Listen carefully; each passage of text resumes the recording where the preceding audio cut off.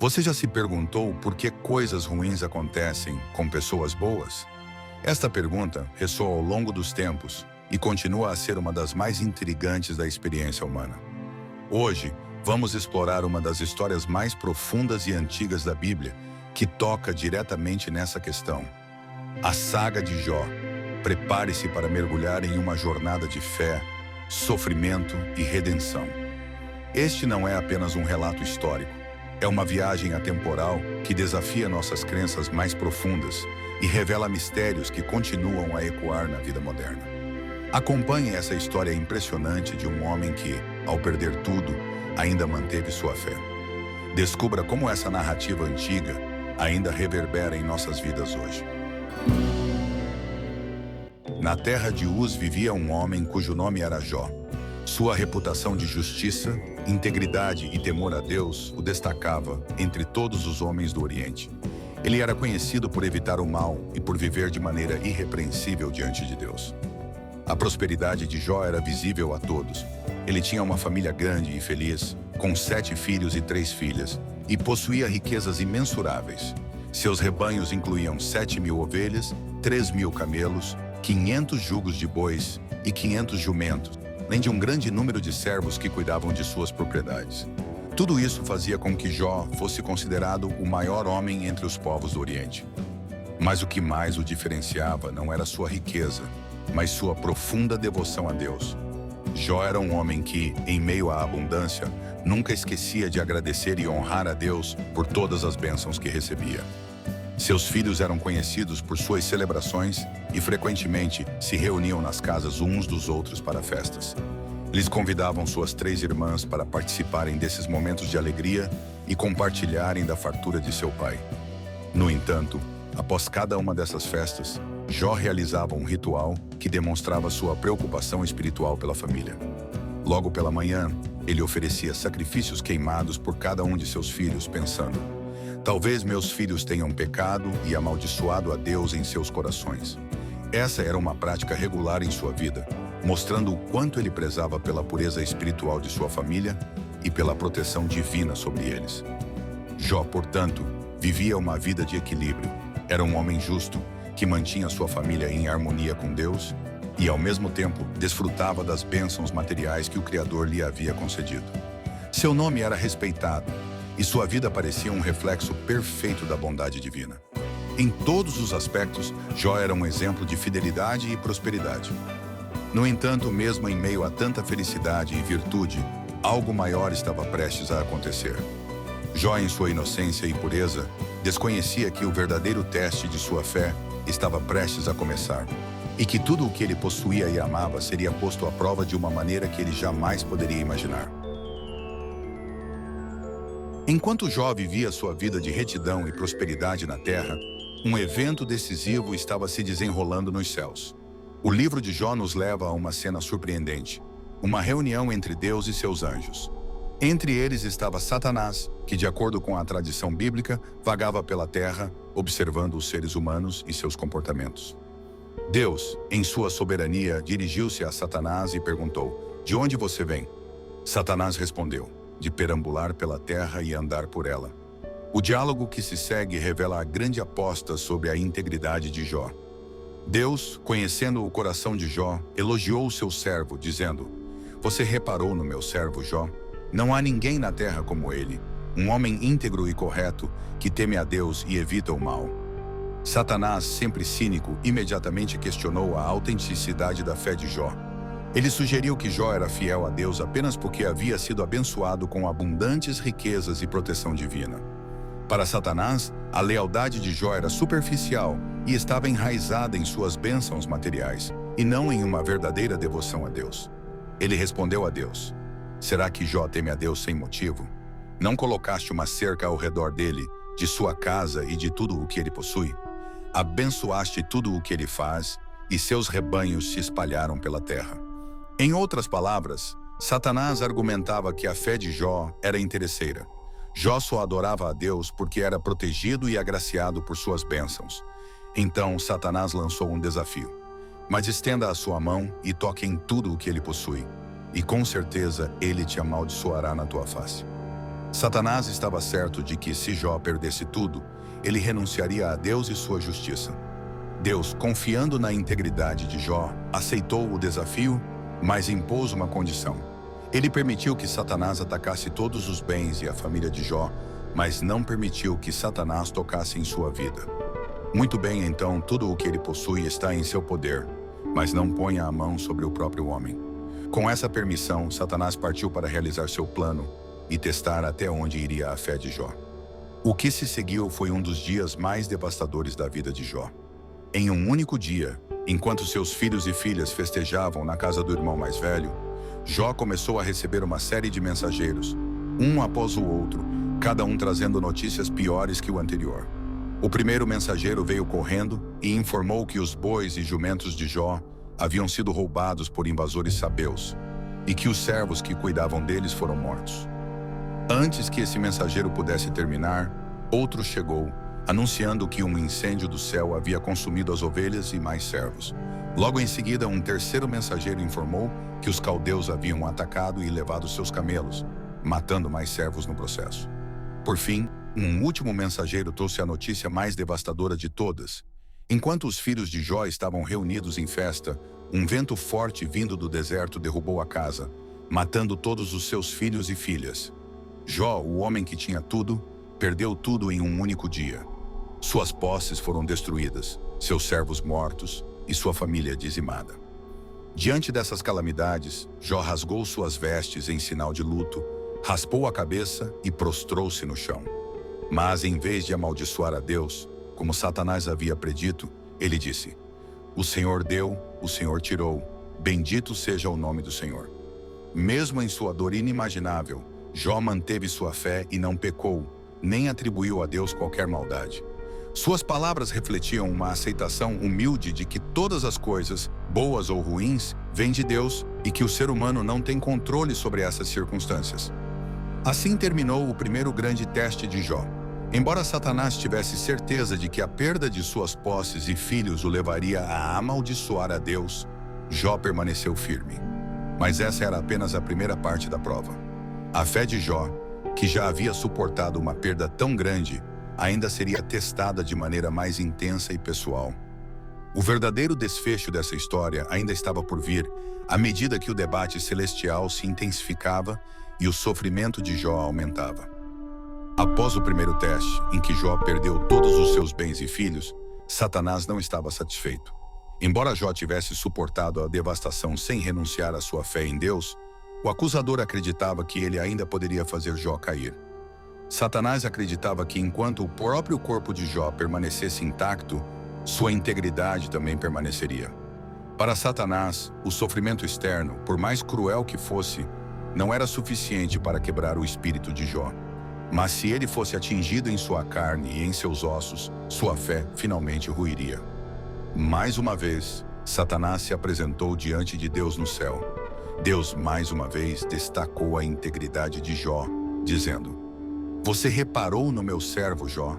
Não há ninguém na terra como ele, íntegro e correto, que teme a Deus e evita o mal. Ele se mantém firme na sua integridade, mesmo tendo me incitado contra ele para destruí-lo sem motivo." Satanás, porém, replicou: "Pele por pele, um homem dará tudo o que tem por sua própria vida. Mas estenda a sua mão e toque em sua carne e em seus ossos, e com certeza ele te amaldiçoará na tua face." Assim, Deus permitiu que Satanás atacasse a saúde de Jó, mas, mais uma vez, impôs um limite. Satanás não poderia tirar sua vida. Com essa permissão, Satanás desceu à terra e atingiu Jó com feridas dolorosas, da planta dos pés ao alto da cabeça. Jó, o homem outrora admirado e respeitado, agora estava coberto de úlceras e feridas, em uma dor física e mental que parecia insuportável. Jó, em seu desespero, pegou um pedaço de cerâmica quebrada e começou a raspar suas feridas, enquanto se sentava em meio às cinzas. Ele havia perdido tudo: seus bens, seus filhos e agora, sua saúde. Ele estava sozinho em sua dor, tanto física quanto emocional. Foi então que sua esposa, incapaz de suportar ver o sofrimento de Jó, tentou convencê-lo a desistir. Ela disse: "Você ainda mantém sua integridade? Amaldiçoe a Deus e morra." Para ela, a dor e o sofrimento haviam se tornado insuportáveis, e sua sugestão parecia ser uma tentativa de libertá-lo do tormento. No entanto, Jó respondeu com firmeza e serenidade: "Você fala como uma insensata. Aceitaremos o bem dado por Deus, e não o mal?" Mesmo agora, em meio à dor excruciante e à perda de tudo o que era querido, Jó não pecou contra Deus. Ele se manteve fiel, mesmo que a razão para o seu sofrimento permanecesse um mistério insondável. A essa altura, 3 amigos de Jó, Elifaz, Bildade e Zofar, souberam de sua tragédia e viajaram de longe para consolá-lo. Quando o viram à distância, quase não o reconheceram. Sua aparência havia mudado tanto por causa das feridas e do sofrimento, que eles rasgaram suas vestes em sinal de luto e jogaram pó sobre as cabeças, demonstrando sua tristeza e solidariedade. Eles se aproximaram de Jó e, sem dizer uma palavra, sentaram-se com ele por 7 dias e 7 noites.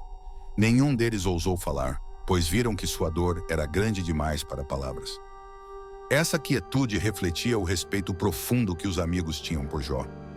Eles não tentaram oferecer consolo imediato ou explicações apressadas. O silêncio deles foi uma demonstração de respeito ao sofrimento incomensurável de seu amigo. Durante esses 7 dias, Jó ficou imerso em sua dor, refletindo sobre sua perda e sua condição. Porém, o silêncio não duraria para sempre. Eventualmente, Jó, quebrado pela dor, finalmente falou. E o que ele disse ecoou por toda a narrativa. Em suas primeiras palavras após o desastre, Jó amaldiçoou o dia de seu nascimento. Em sua angústia, ele lamentou ter nascido e desejou nunca ter visto a luz do sol. Ele disse: "Que pereça o dia em que nasci e a noite em que se disse, nasceu um menino." Jó, que antes aceitava sua sorte com resignação, agora começava a questionar a própria razão de sua existência. A dor de Jó era tanto física quanto espiritual. Ele não entendia por que Deus havia permitido que ele sofresse tanto, especialmente quando ele sempre havia sido fiel. Sua fé estava sendo testada ao limite, e agora o sofrimento começava a abrir brechas em seu espírito. Jó estava em uma batalha interna profunda. Embora não amaldiçoasse Deus, ele começava a questionar o propósito de sua vida e o significado de sua dor. Seus amigos, que até agora haviam permanecido em silêncio, sentiriam que era hora de intervir. Nos capítulos seguintes, eles tentariam oferecer explicações e conselhos para o sofrimento de Jó. Mas essa tentativa de consolo abriria espaço para um diálogo prolongado e doloroso, onde o conceito de justiça divina seria posto à prova de uma maneira nunca antes vista.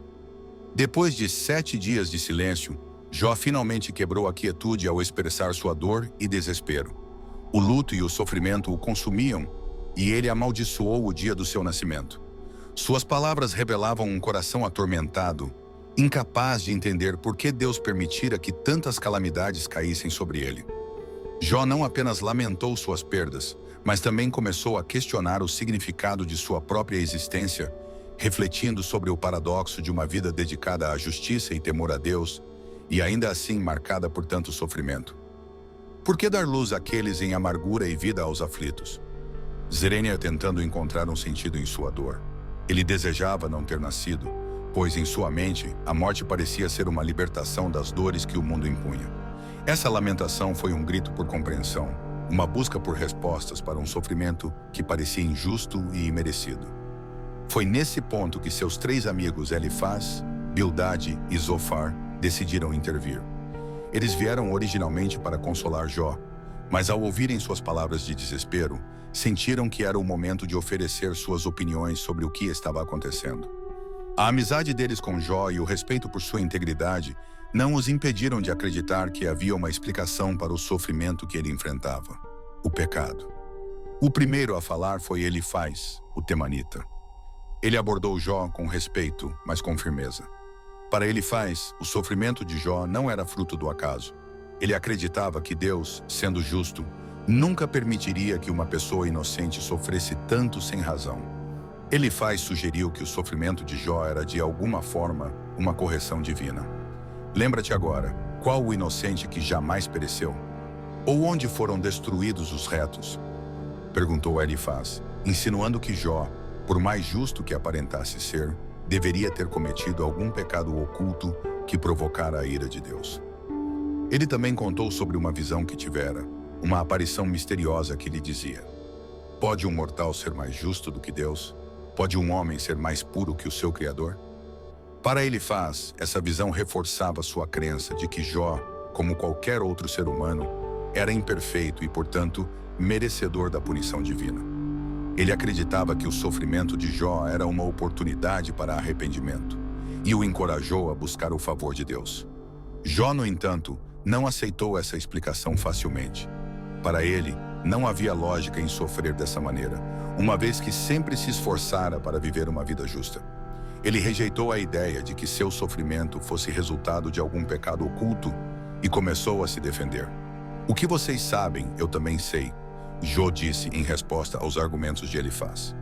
Ele estava convencido de sua inocência e da injustiça de seu sofrimento. Após Elifaz, foi a vez de Bildade, o suíta, falar. Suas palavras foram ainda mais diretas. Para Bildade, o sofrimento de Jó era uma prova clara de que algo estava errado em sua vida espiritual. Ele sugeriu que não apenas Jó, mas também seus filhos, poderiam ter ofendido a Deus, o que explicaria por que eles haviam sido tragicamente mortos. Se teus filhos pecaram contra ele, ele os entregou ao poder de sua transgressão, disse Bildade em um tom duro e impiedoso. Para Bildade, a justiça divina era simples. Deus não puniria alguém injustamente. Portanto, se Jó estava sofrendo, era porque havia alguma transgressão que ele estava ignorando ou não admitindo. No entanto, ele também ofereceu uma esperança. Se Jó se voltasse para Deus com humildade, talvez Deus o restaurasse. Se tu fores puro e reto, certamente ele despertará em teu favor e restaurará a justiça de tua morada, disse Bildade, encorajando Jó a buscar perdão. Por fim, Zofar, o Naamatita, tomou a palavra. Sua abordagem foi a mais severa de todas. Ele não demonstrou a mesma paciência que Elifaz e Bildade. Zofar foi direto ao ponto, insinuando que Jó deveria ser grato por não estar sofrendo ainda mais, pois qualquer erro que ele tivesse cometido mereceria uma punição muito maior do que a que estava recebendo. Deus certamente se esqueceu de parte de tua iniquidade, declarou Zofar, sugerindo que Jó estava sendo tratado com clemência, apesar de seus pecados. Zofar acreditava que Jó deveria aceitar o sofrimento como uma justa retribuição e abandonar qualquer tentativa de se justificar. Ele concluiu, assim como os outros, que a única maneira de Jó encontrar alívio era confessar seus pecados e se submeter à vontade de Deus. Jó, no entanto, não encontrou consolo nas palavras de seus amigos. Suas explicações simplistas sobre o sofrimento e a justiça de Deus apenas aumentaram sua angústia. Ele sabia, em seu coração, que não havia cometido nenhuma ofensa que justificasse tamanho sofrimento. A resposta dos amigos o deixou isolado, sentindo-se ainda mais incompreendido e injustiçado. Jó passou a ver seus amigos não como conselheiros, mas como médicos inúteis, cujas palavras apenas agravavam sua dor. O diálogo entre Jó e seus amigos revelou a tensão central do livro, o enigma do sofrimento humano. Por que um homem justo como Jó deveria sofrer tão profundamente? Os amigos de Jó, presos a uma visão tradicional de retribuição divina, acreditavam que o sofrimento era sempre uma consequência do pecado. Jó, por outro lado, questionava essa lógica, recusando-se a aceitar que a justiça divina fosse tão mecânica e impiedosa.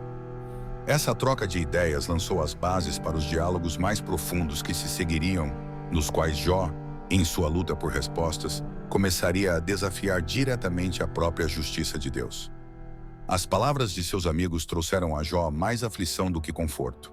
Em vez de ajudá-lo a compreender seu sofrimento, eles insistiram que ele havia cometido algum pecado oculto. Para Jó, isso era insuportável. Ele sabia que havia sido fiel a Deus, e as acusações de seus amigos eram injustas. Cada nova tentativa de consolo apenas aumentava sua solidão e o sentimento de incompreensão. Diante dessa situação, Jó não conteve mais sua angústia. Sua dor era tanto física quanto espiritual. Ele amaldiçoou o dia do seu nascimento e lamentou o fato de estar vivo. Porque Deus me deu vida, se era para eu sofrer dessa forma? Zerênia perguntou ele, tentando entender a razão para tanto sofrimento. A grande questão que perturbava Jó era o silêncio de Deus. Ele acreditava em um Deus justo e amoroso, mas sua experiência parecia contradizer essa crença.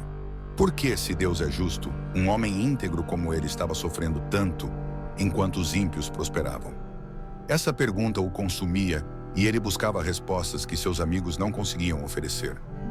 Elifaz sugeriu que o sofrimento de Jó era uma correção divina. Bildade insistiu que Jó deveria se arrepender, e Zofar foi ainda mais duro, dizendo que Jó deveria ser grato por não estar sofrendo mais. No entanto, para Jó, essas respostas simplistas eram inaceitáveis. Ele sabia que não havia cometido nenhum pecado que justificasse tamanha dor. Em um momento de desespero, Jó clamou por uma audiência com Deus. Ele desejava discutir seu caso diretamente com o Todo-Poderoso e entender por que estava sendo tratado assim. Eu desejo falar com o Todo-Poderoso, disse ele. Quero discutir meu caso com Deus, mas por mais que clamasse, Deus permanecia em silêncio. Esse silêncio era o maior tormento de Jó. Ele sentia-se abandonado por Deus, e essa sensação era mais dolorosa do que as feridas em seu corpo. Mesmo assim, Jó não renunciou à sua fé.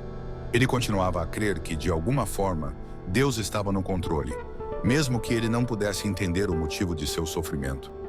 Em meio à sua angústia, Jó expressou uma esperança misteriosa de redenção futura. Eu sei que o meu Redentor vive, declarou ele, e que no fim se levantará sobre a terra. Essas palavras revelavam que, apesar de todo o seu sofrimento, Jó ainda nutria uma fé inabalável na justiça de Deus, mesmo que essa justiça não fosse imediata. Os amigos de Jó, presos à ideia de que o sofrimento era sempre uma punição pelo pecado, não conseguiam oferecer uma explicação satisfatória. Para eles, a justiça de Deus era simples. Os bons eram recompensados e os maus punidos. Mas a experiência de Jó mostrava que a realidade era muito mais complexa. A dor de Jó se intensificava à medida que suas perguntas ficavam sem resposta. Ele sabia que apenas Deus poderia oferecer a verdadeira explicação para seu sofrimento. Mas o silêncio de Deus continuava, e a angústia de Jó só aumentava. Após os clamores angustiados de Jó, seus amigos continuaram a insistir que seu sofrimento era consequência de algum pecado oculto. Para eles, a lógica era simples. Se alguém sofre, deve haver uma transgressão. Elifaz, Bildade e Zofar se uniram em um coro de acusações, convencidos de que a justiça divina se manifestava em cada aflição humana. Elifaz foi o primeiro a falar novamente, usando um tom cuidadoso, mas com uma insinuação clara de culpa.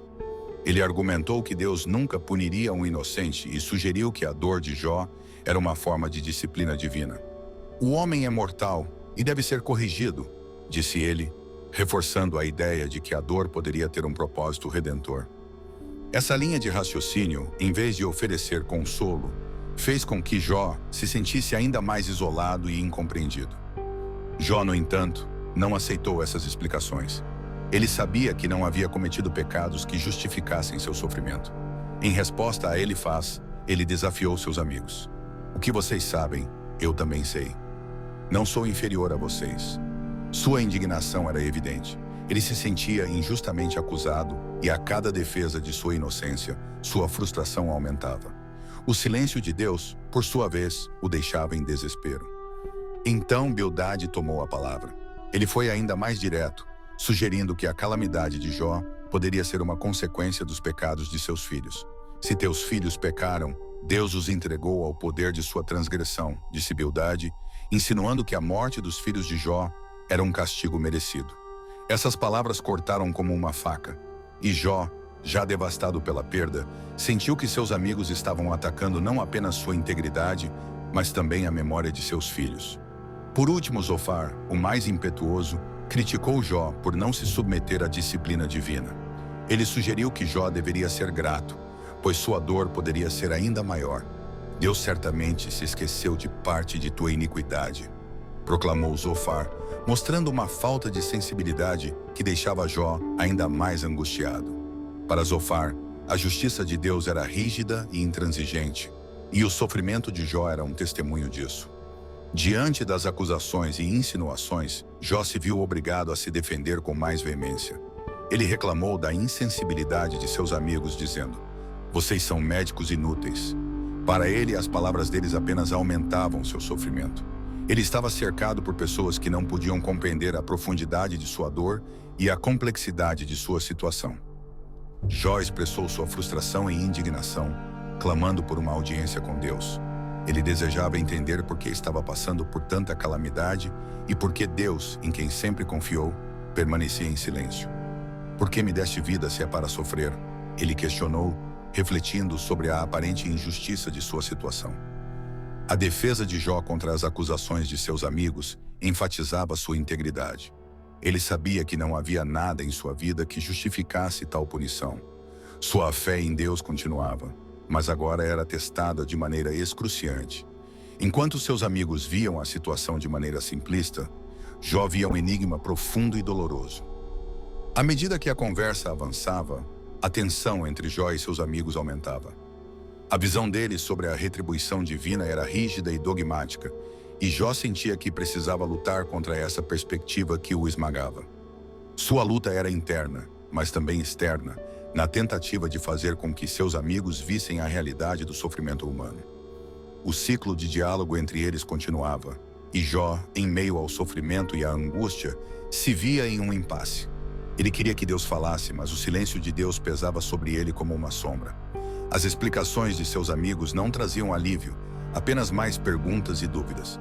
Por fim, a situação deixava Jó em um estado de desespero, mas ele ainda se recusava a amaldiçoar a Deus. A busca de Jó por respostas e a luta contra as visões de seus amigos tornavam sua jornada ainda mais complexa. Ele sabia que havia algo mais profundo em jogo, e o dilema do sofrimento humano continuava a ser uma questão não resolvida. Com a esperança de que um dia a verdade sobre seu sofrimento fosse revelada, Jó seguia adiante, mesmo sob o peso de sua dor e da incompreensão daqueles que mais amava.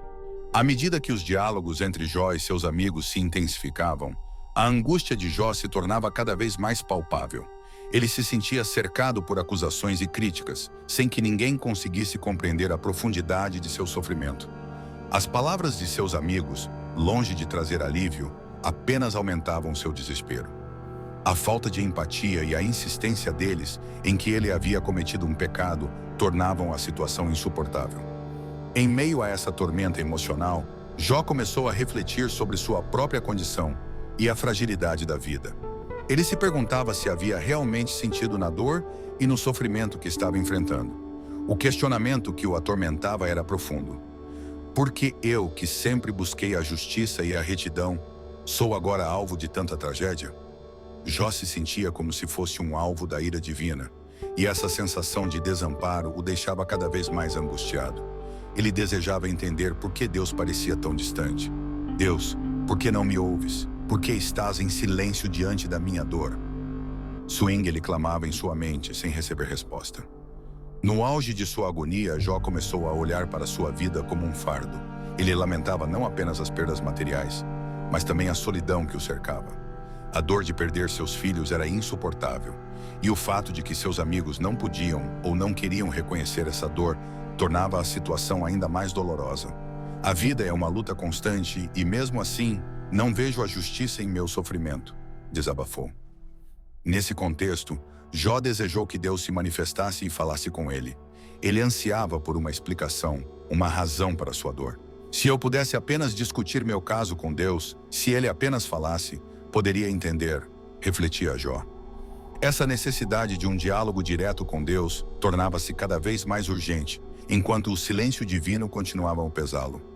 Em sua busca por respostas, Jó começou a lamentar o dia em que nasceu, desejando que ele nunca tivesse chegado. Por que me deixaste nascer, se era para eu sofrer assim? Questionava. Essa angústia se transformou em um grito de desespero, uma súplica por compreensão que ecoava em seu coração.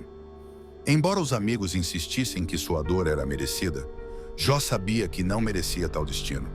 Ele não se via como um pecador a ser punido, mas como um justo em meio a uma calamidade inexplicável. Eu sou um homem íntegro e meu sofrimento é incompreensível, afirmava, tentando reafirmar sua posição em meio a tantas acusações. No entanto, mesmo em meio a esse mar de desespero, Jó não desistiu de sua fé. Ele acreditava que, de alguma forma, Deus ainda estava no controle, mesmo que isso não fosse visível em sua vida. Sua luta interna era também uma busca por significado, um desejo de encontrar um propósito em meio à dor que estava enfrentando. A tensão entre a necessidade de respostas e a realidade do silêncio de Deus criavam um conflito profundo dentro de Jó.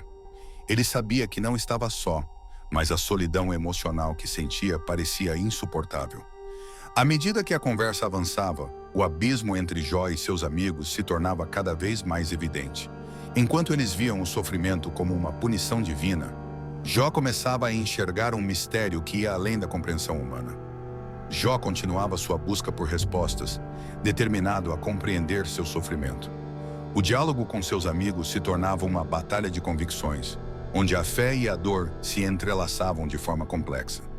Ele ansiava por uma explicação que ainda não havia chegado, mas sua fé permanecia viva, mesmo em meio ao desespero.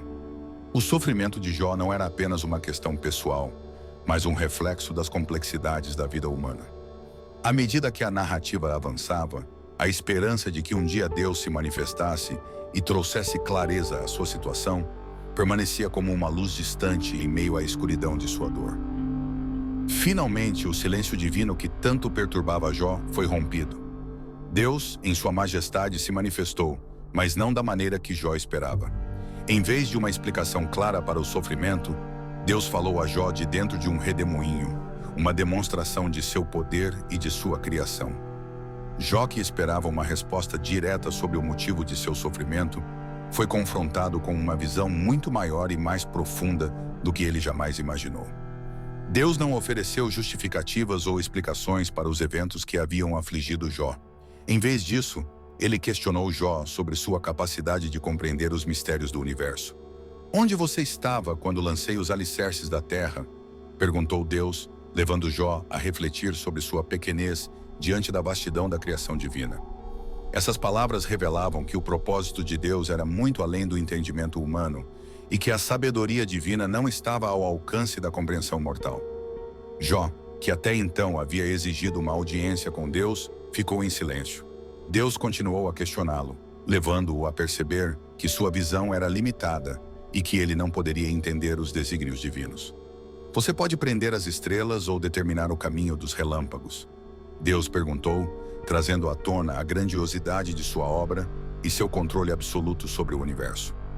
Através dessas perguntas, Deus não estava apenas reafirmando sua autoridade, mas também mostrando a Jó que a ordem do mundo era muito mais complexa do que uma simples relação de causa e efeito entre pecado e sofrimento.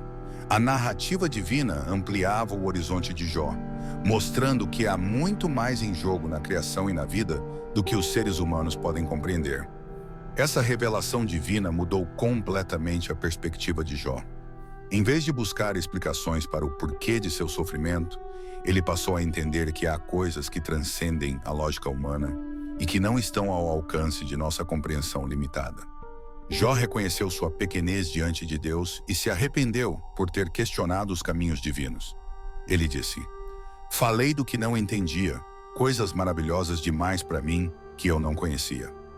Com essa resposta humilde, Jó se submete à sabedoria de Deus, percebendo que o sofrimento, a justiça e a redenção operam em níveis que os humanos são incapazes de compreender plenamente.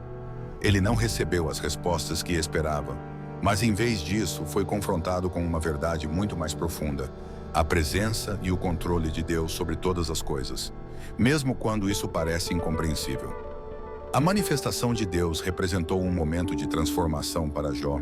Em vez de continuar buscando uma justificativa para seu sofrimento, ele aceitou a grandeza de Deus e reconheceu que havia mistérios que ultrapassavam a lógica humana. Esse encontro com Deus trouxe uma nova perspectiva à sua vida e o fez perceber que sua fé precisava transcender as circunstâncias imediatas. No final, Jó reconheceu que o próprio ato de buscar explicações estava além de sua capacidade e que sua confiança em Deus deveria ser mais profunda do que qualquer resposta lógica. A manifestação divina não ofereceu uma solução imediata para seu sofrimento, mas lhe deu a certeza de que Deus estava presente e no controle de todas as coisas. Isso, para Jó, foi suficiente. Após a manifestação de Deus e o confronto com a grandiosidade da criação, Jó se viu profundamente transformado. Sua compreensão limitada do sofrimento e da justiça divina foi substituída por uma nova visão, onde ele reconhecia sua pequenez diante do Criador. Jó havia aprendido que nem tudo pode ser explicado pela lógica humana, e que a justiça de Deus operava em esferas que transcendem o entendimento mortal.